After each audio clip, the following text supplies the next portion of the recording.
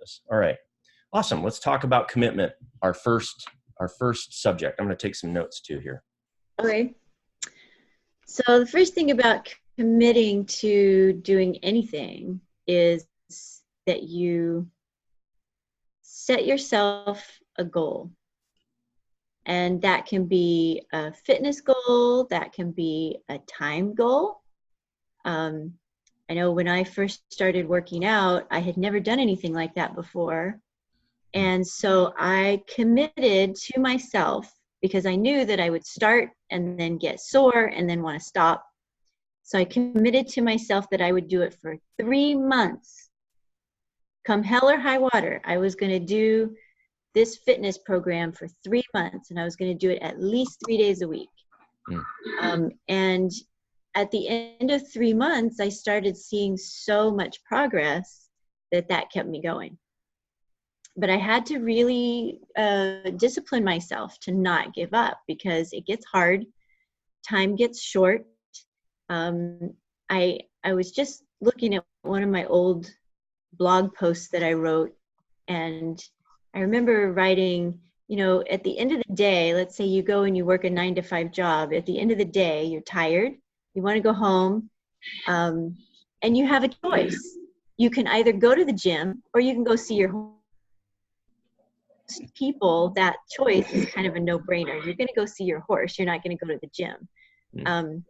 So picking a time of day when you know you're going to be the most motivated, making the exercises, specifically the Ride Fit exercises, incorporating that into your ride time so that you can, do your Ride Fit warm up and then get on your horse because you're already there, you're at the horse, you might as well just add that extra 10 or 15 minutes to make your ride better.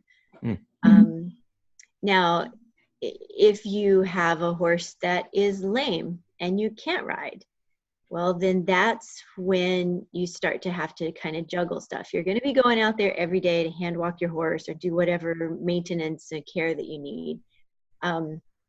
Nothing says that you can't, as you're walking your horse around the arena, do some lunges or do a little bit of skipping, or, there are numerous exercises that you can incorporate into that 20 minutes of walking time.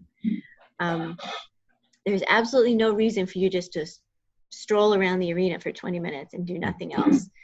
Put your phone down so you're not looking at your phone, right? And do something a little bit more.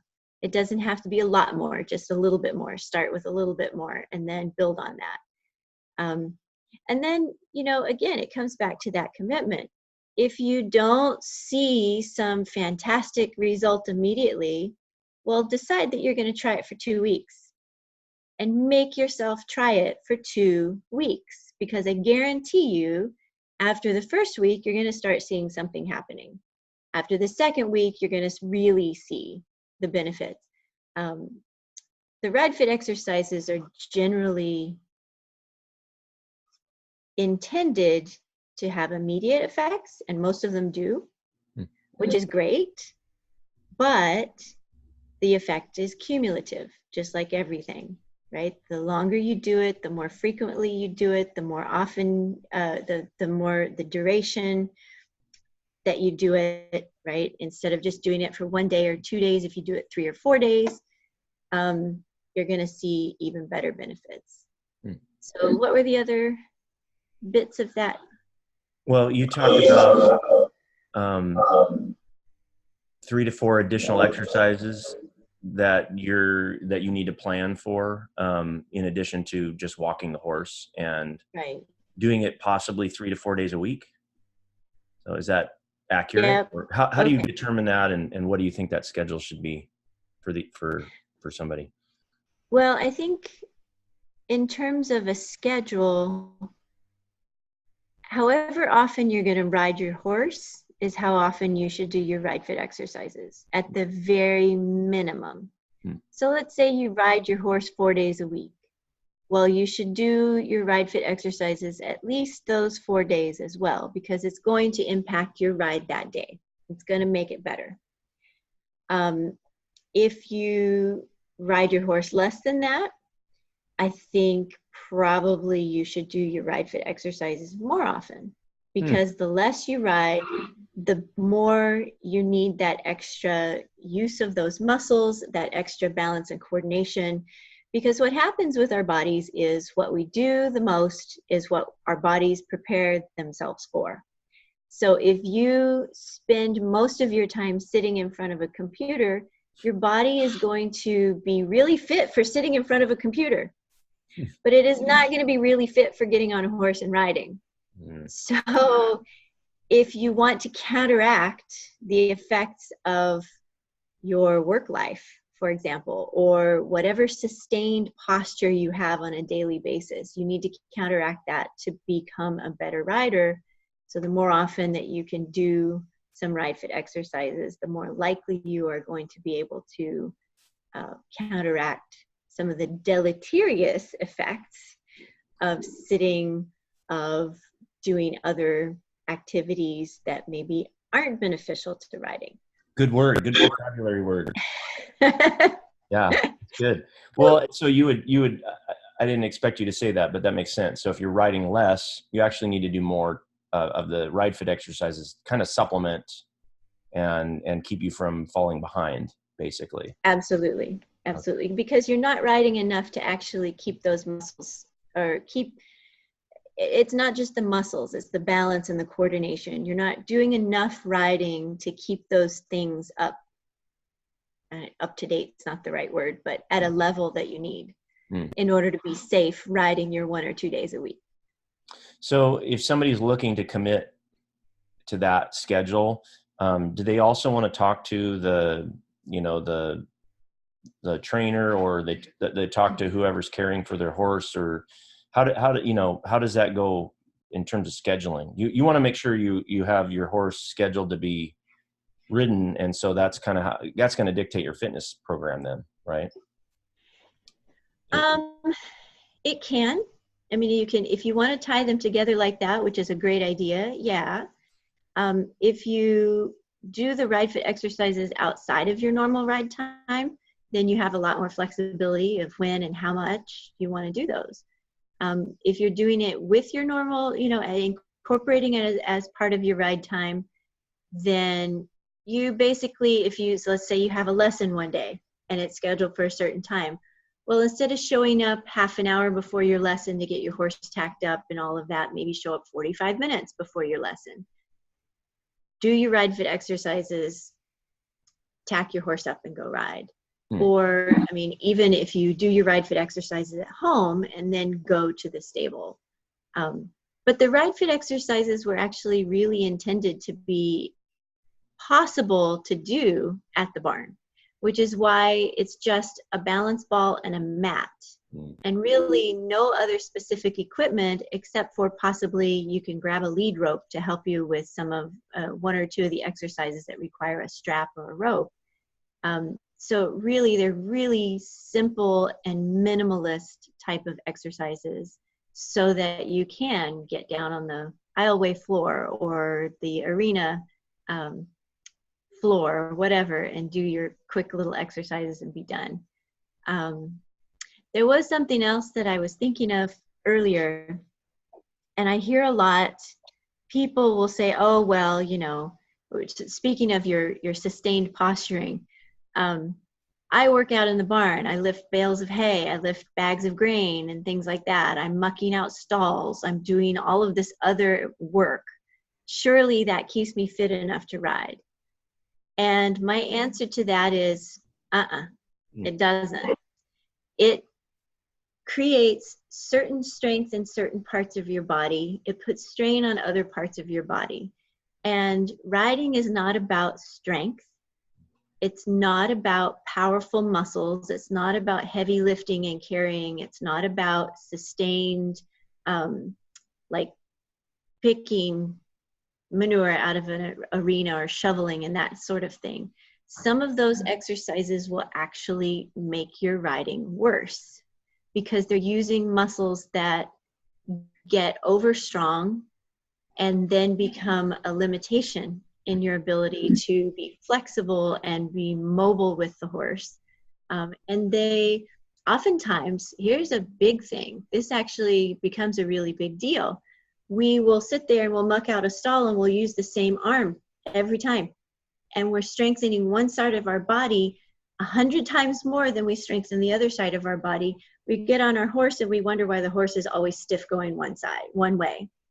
And it's not because the horse is stiff going that way. It's because we are so over-strengthened and so overcompensating on one side of our bodies versus the other, that if you're not really thoughtful about how you do your barn chores, you can really mess up your ride. That was really good. Really interesting. That's interesting. I love that. You obviously have a lot of fitness background along with your horse background. I have a little, yeah. Yeah. Cool. So you mentioned the equipment. It's not much. It's an exercise mat, like a yoga mat. That'd just be a typical, any kind of yoga mat's fine. Any kind of yoga mat. The more expensive ones are a little bit thicker, and if you're putting them down on a concrete floor, having a little extra cushion is nice. But if you're putting it down on the arena dirt, you don't need that much cushion. And then a balance ball, those are really easy to find. You can get those on Amazon. A good one maybe costs $25. But you do need to make sure you get the one that's the right size for you. So there's some guides on that you can find on the internet in terms of your height and the size of the ball. Very useful. They're sometimes just called exercise balls, sometimes Swiss balls. They're just the standard. You don't have a special kind. Yes. Sometimes they're called yoga balls. Sometimes they're called physio balls. Right. Yeah. And they have different sizes. Does it matter? You just usually use an average size one, or they have smaller and bigger, and depends on the size. It does matter. Yeah, it does matter, because based on your height, if you're sitting on the ball, you've got your legs out in front of you like you're sitting in a chair, the angle of your knee should be 90 degrees when you're actually sitting on the ball. Okay. So if that angle is greater than 90 degrees or less than 90 degrees, then you either need to go up a size in the ball or down a size in the ball. And not just by deflating it. Correct.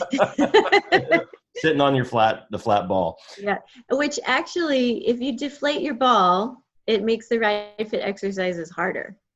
That might be a plus, right? Yeah. Well, cool. So that's good, because that's actually a really good tip, because you don't want the wrong size.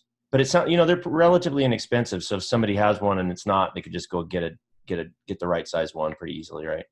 Yeah, and if you get it at Amazon, they always give you free shipping, returns, and stuff like that. So it's very, very simple. Yeah. Well, this has been great. Anything else you want to talk about? A preparation or belief and commitment, or preparing for the program? We probably covered everything, but. Well, there is one thing. There are a lot of riders who've ridden for a long time and continue struggling with the same challenges over and over and over and over. And I hear this from time to time. Oh, I'm just getting older. I'm never going to be able to do this better. And that is a really, that's a lie. Don't lie to yourself about that, because everything can be improved. I mean, outside of the fact that you've had all your vertebrae in your spine fused, we can make your spine more mobile. If your hips are super tight and you always struggle with that, well, that can be improved too, unless you say have, no actual use of your legs, right? We can always get better, and it doesn't have to be difficult. It just has to be specific. And I guess that's probably one of the biggest things about Ride Fit, is that it seems too easy to be effective. But in fact, it is not. It's not as easy as it looks, but it is easier than, say, going and lifting weights. But it is 10 times more effective for the proprioception and the actual balance and coordination of riding than other types of fitness programs. Cardiovascular fitness, muscle strength, those things are really important for life in general. But if you really want to become a better rider, you need different specific exercises that make your body and your brain work the same way that it does when you're sitting on the horse. Awesome. Well, thank you, Tammy. I think we've got it covered today. Appreciate you joining me here. I'm gonna end this now. All right. And take a look at some of the stuff that I put out there in the content folder.